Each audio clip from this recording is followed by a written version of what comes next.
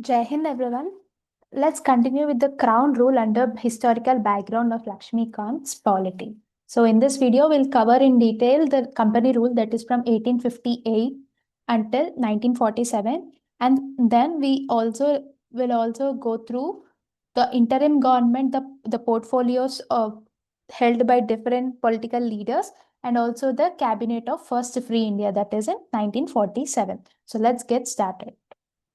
Under the Crown Rule, the first act that was Government of India Act of 1858. So before that, we'll try to find out the reason why the company has directly stepped in to take the control of the country before before the company was taking care of. Because in 1857, the revolt of the Sepoy Mutiny or also the Great Revolt of 1857 were the main reasons for the direct control taken by the crown.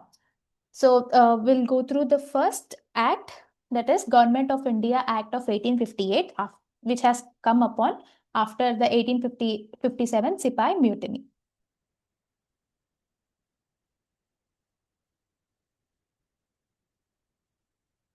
The significant act was enacted in the wake of the revolt of 1857, also known as First War of Independence or the Sepoy Mutiny. The act known as the Act for Good Governance of India. So this Government of India Act 1858 was known as Act for the Good Governance of Government of India.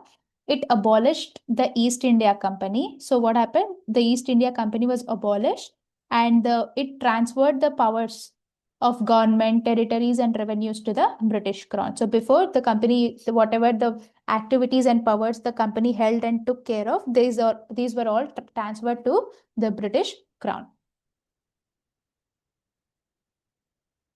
The features of this act were as follows. First one, it provided that India henceforth was to be governed by and in the name of Her Majesty. So India would be getting governed under Her Majesty, the name of Her Majesty.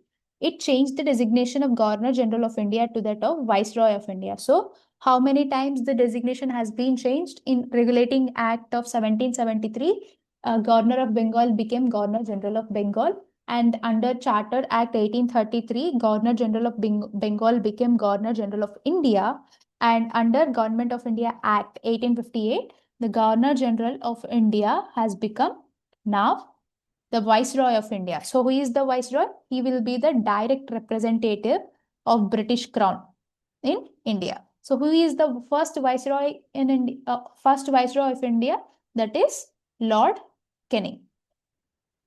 Lord Canning is the first Viceroy of India, whereas Lord Warren Hastings was the first Governor General of Bengal, and Lord William Bentinck was the first Governor General of India, and Lord Canning was the first Viceroy of India.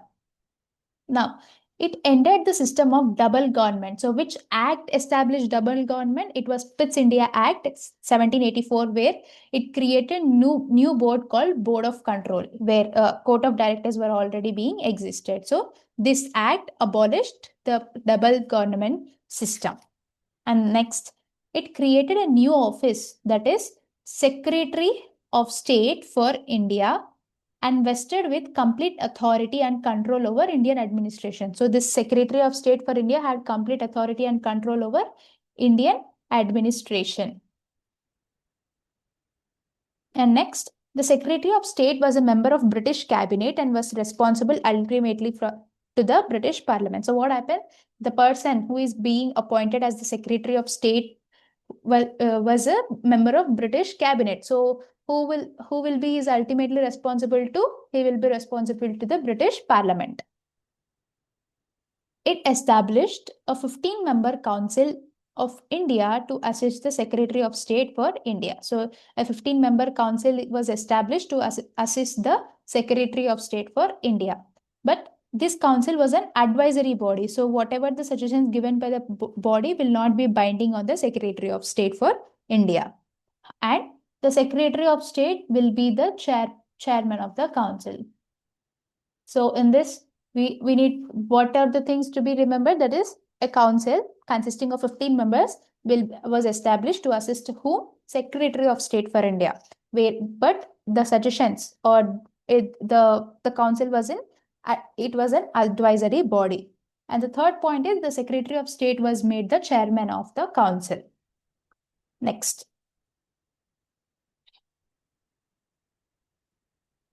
It constituted the Secretary of State in Council as a body corporate capable of suing and being sued in India and England. So, the Secretary of State in Council was made a body corporate and it is capable of suing and being sued both in India and also in England.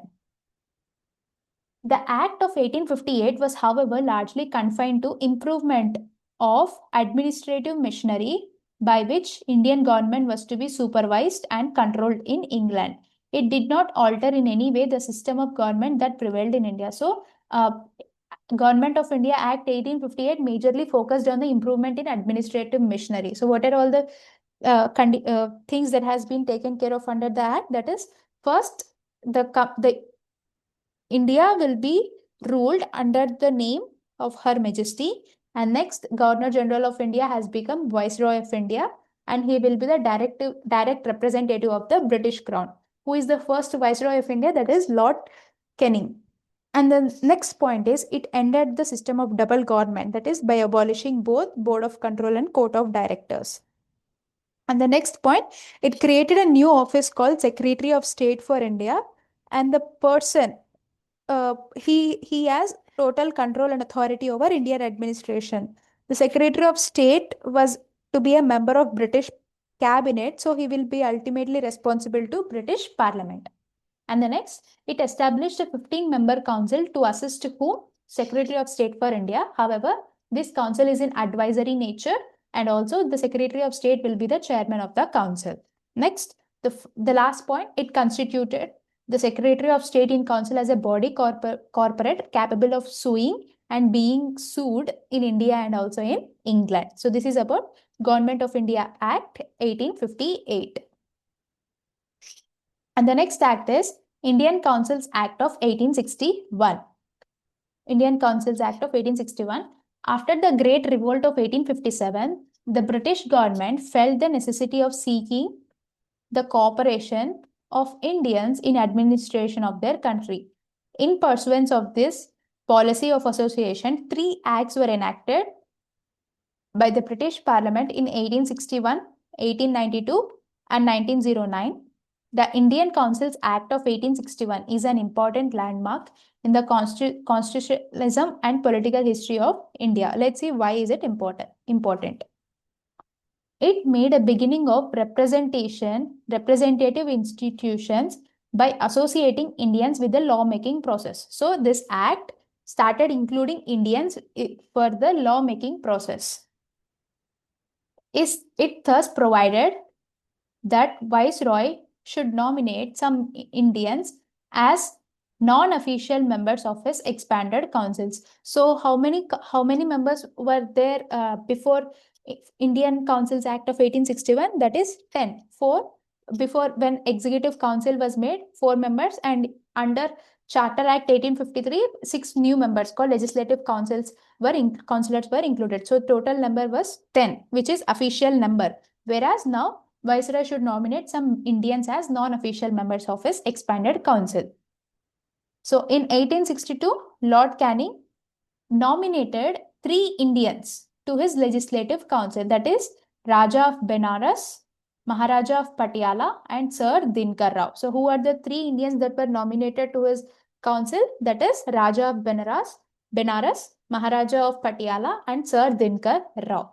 So this act initiated the process of decentralization by storing the legislative powers to the Bombay and Madras presidencies. So when were these powers taken off from Madras and Bombay? It was under Charter Act 1833. So by reversing that, in Indian Councils Act of 1861, the legislative powers were given back to Bombay and Madras presidencies. It reversed the centralizing tendency that started from Regulating Act 1773 and reached its climax under Charter Act of 1833. This policy of legislative devolution resulted in the grant of almost complete autonomy, internal autonomy to the provinces in 1937. So this legislative devolution has granted some complete internal autonomy to provinces in which year? That is 1937. And it also provided for establishment of new legislative councils for Bengal, Northwest provinces, and also Punjab, which were established in 1862 for Bengal. So when was Legislative Council for Bengal established? In 1862, whereas for Northwest provinces 1886, whereas for Punjab it was in 1897. And next, it empowered the Viceroy to make rules and orders for more convenient transaction of business in the council. It also gave recognition to the portfolio system. So the portfolio system which we are seeing in current cabinet and also in Indian democracy was introduced by whom? It was introduced by Lord Canning in 1859. So the portfolio system was introduced by Lord Canning in 1859. Under this, a member of Viceroy Council was made in charge of one or more departments of the government and was authorized to issue final orders on behalf of the council on matters of his department. So this is how the current portfolio system also works.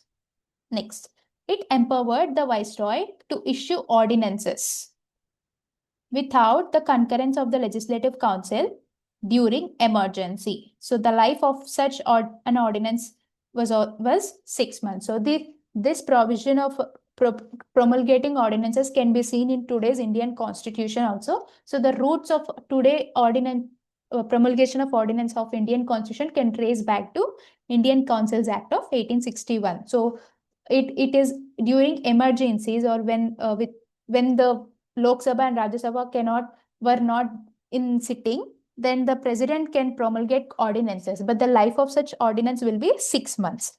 So these are all the features under Indian Councils Act of 1861. Now let's move to the Indian Councils Act of 1892. Under this act, it increased the number of additional members in the central and provincial legislative councils, but maintain official majority. So what happened until now? 10 members, 10 is the official majority, and in 1861, the Viceroy should nominate some Indians as non-official. 3 were nominated, but now the nomination of non-official members was increased. However, they maintained official majority in them. And this expansion is in both central and provincial legislative councils.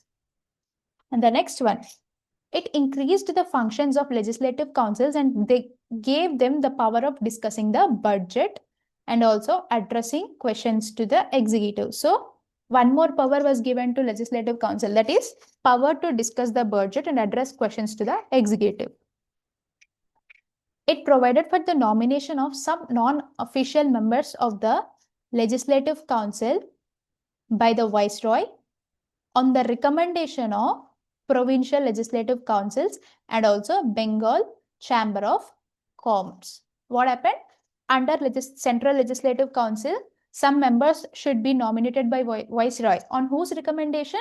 On provincial legislative councils and Bengal Chamber of Commerce. And in provincial legislative councils, who has to nominate? By governors. On recommendation of whom?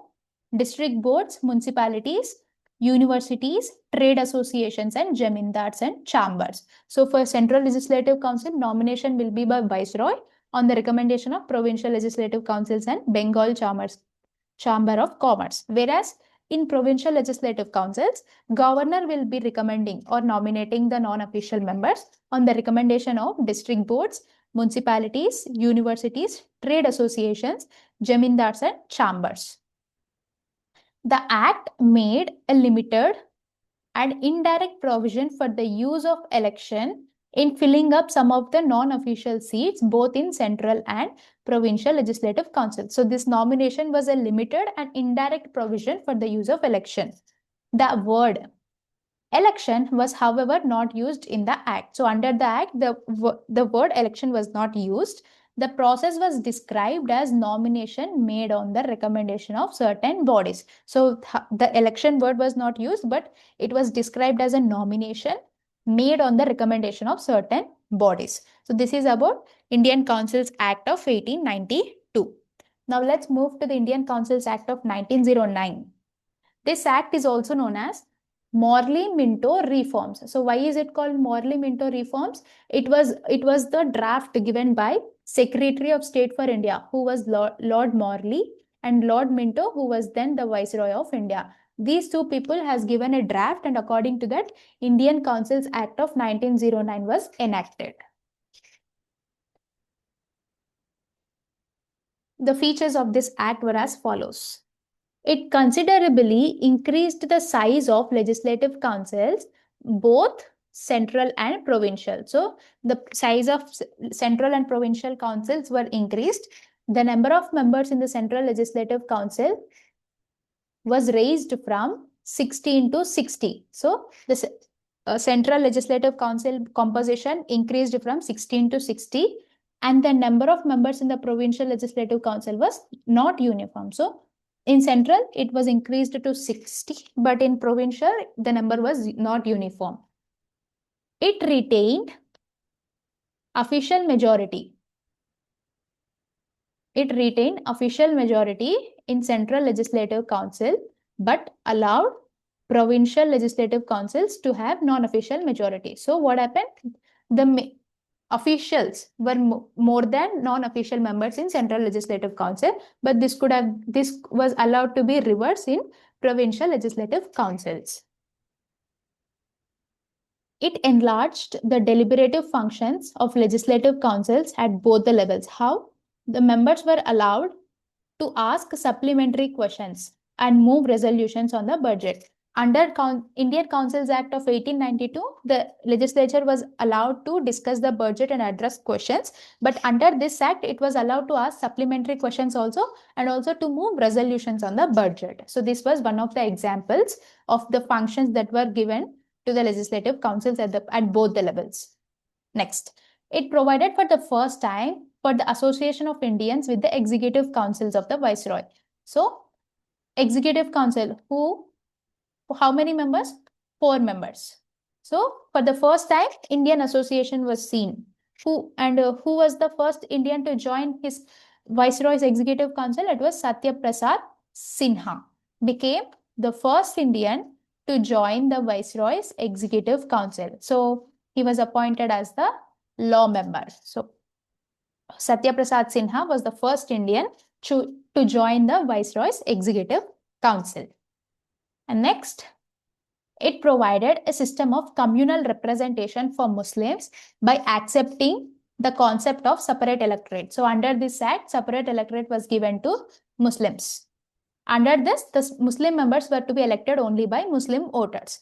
Thus, the act legalized communalism. So Indian Councils Act of 1909 gave Muslims the concept of separate electorate, and this act legalized communalism also. So therefore, Lord Minto came to be known as father of communal electorate. So who is the father of communal electorate? It was Lord Minto. It also provided for the separate representation of presidency corporations, chambers of commerce, and universities and jamindars. So what happened? After providing separate electorate for Muslims, it also provided for separate representation of presidency corporations, chambers, and universities and jamindars. So this is about Indian Councils Act of 1909. With this, we have completed Indian Councils Act, the 3 series, that is 1861, 1892 and 1909. Now, we'll have Government of India Act of 1999.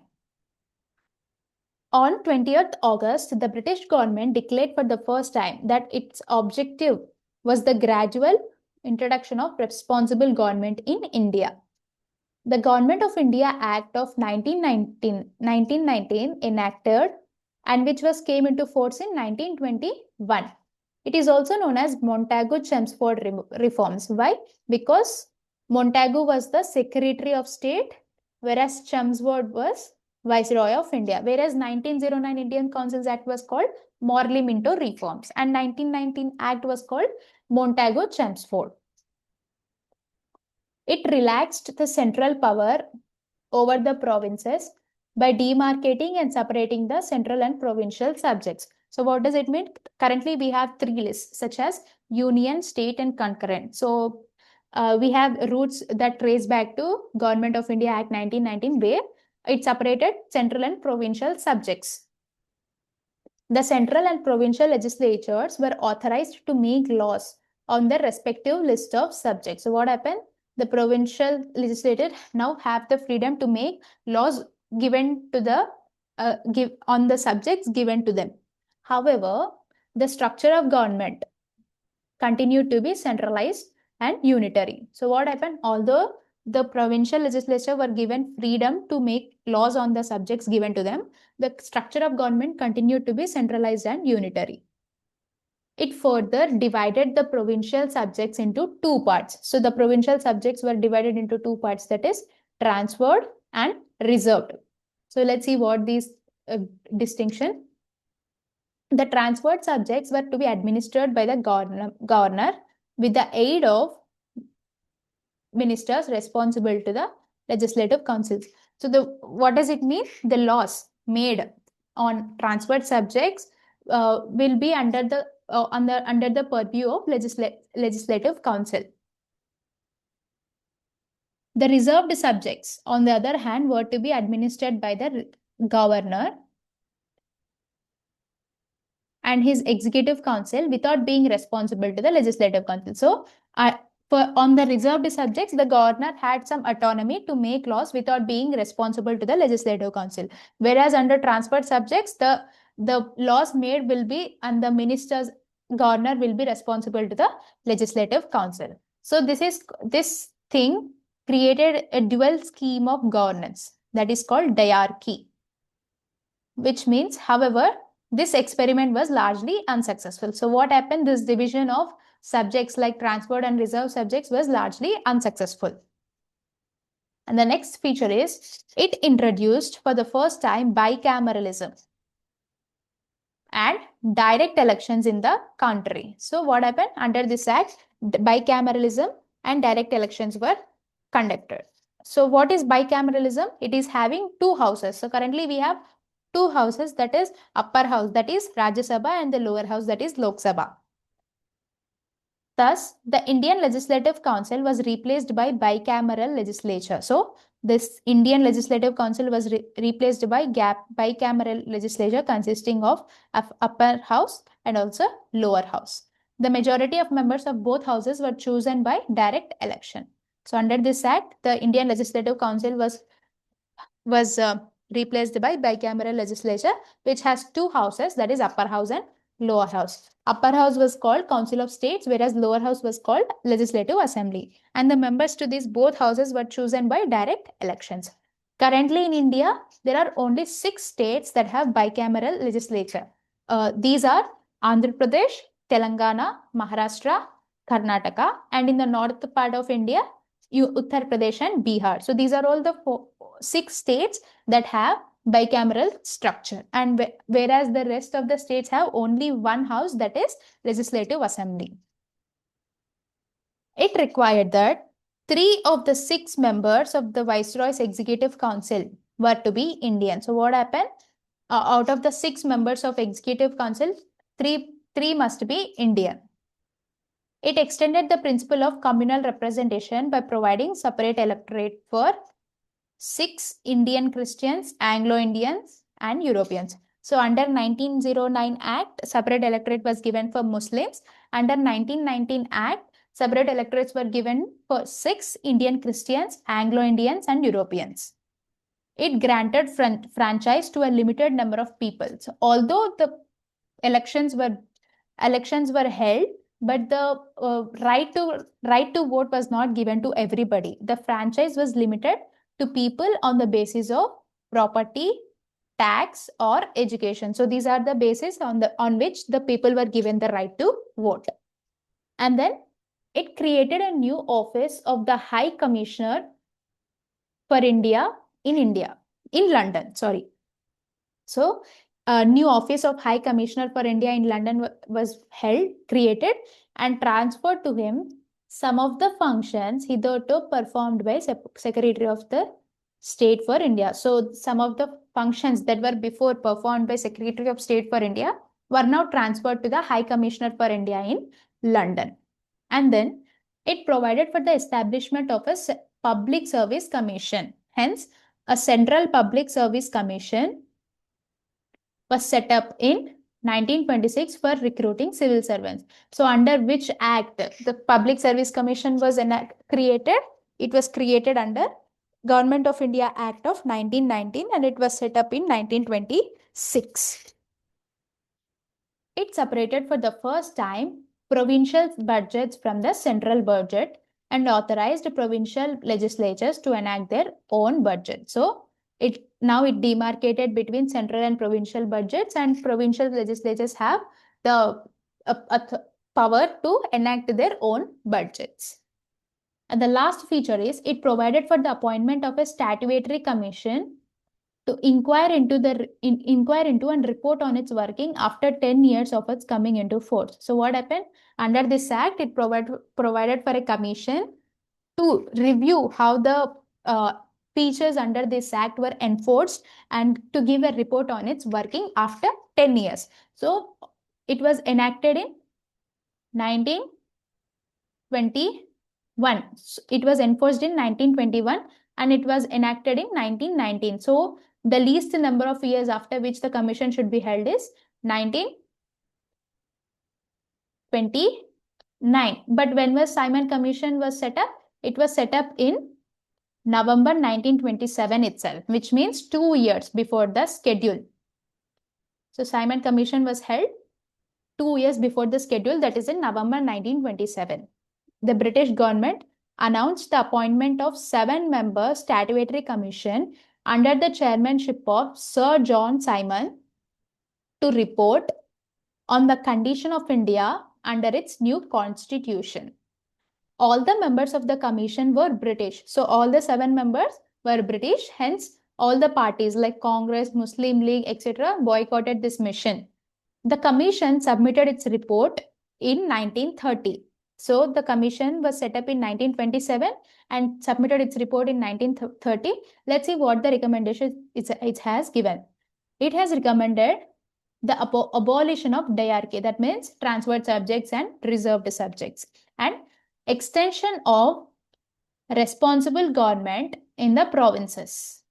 So it has also recommended extension of responsible government in the provinces and also establishment of Federation of British India, princely states, and also continuation of communal electorate. So far, how many which communities had separate electorate? That is Muslim separate electorate under 1909 Act, and under 1919 Act we have for 6 Anglo-Indians, Indian Christians and Europeans. To consider the proposals of the commission, the British government convened 3 roundtable conferences of the representatives of the British government, British India and Indian princely states. On the basis of these discussions, a white paper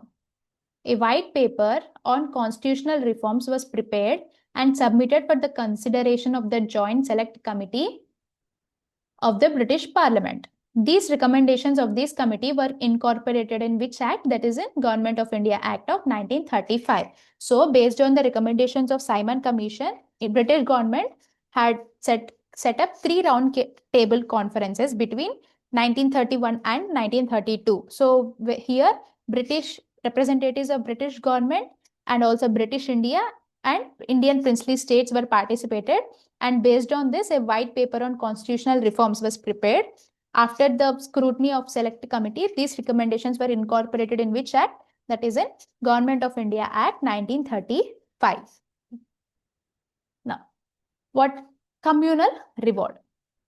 In August 1932, Ramsay MacDonald, the British Prime Minister, announced a scheme of representation of the minorities. So, what is the communal award? It is a scheme of representation of the minorities, which came to be known as communal award.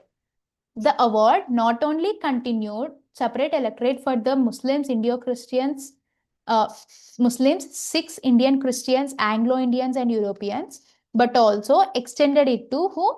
The depressed classes, which are also called scheduled castes. However, Gandhiji was distressed over this extension of the principle of communal representation to the depressed classes and undertook fast unto death in Yerawada jail, which is in Pune, to get the award modified. At last, there was an agreement between the leaders of Congress and the depressed classes. So, who was the leader of depressed classes? It was Dr. B.R. Ambedkar. So, there was a pact that is called Pune Pact, was made between the leaders of Congress and depressed classes. It retained Hindu joint electorate and gave reserved seats to the depressed classes. So what happened? The separate electorate that was given to depressed classes was repealed, and this under the Pune Act, it retained Hindu joint electorate, however, gave reserved seats to the depressed classes. So this is about communal award, which was in 1932. And then we have Government of India Act 1935. Let's see what it is. So the recommendations based on Simon Commission and roundtable conferences, all these were incorporated into Government of India Act of 1935. Let's end the video until here. In the next video, we'll complete Government of India Act 1935 because it is very extensive, and also Indian Independence Act of 1947. And then we'll end the chapter with learning interim government and first cabinet of pre-India. So if you think the video is beneficial, please like and share the video. Let's meet in the next class. Jai Hind.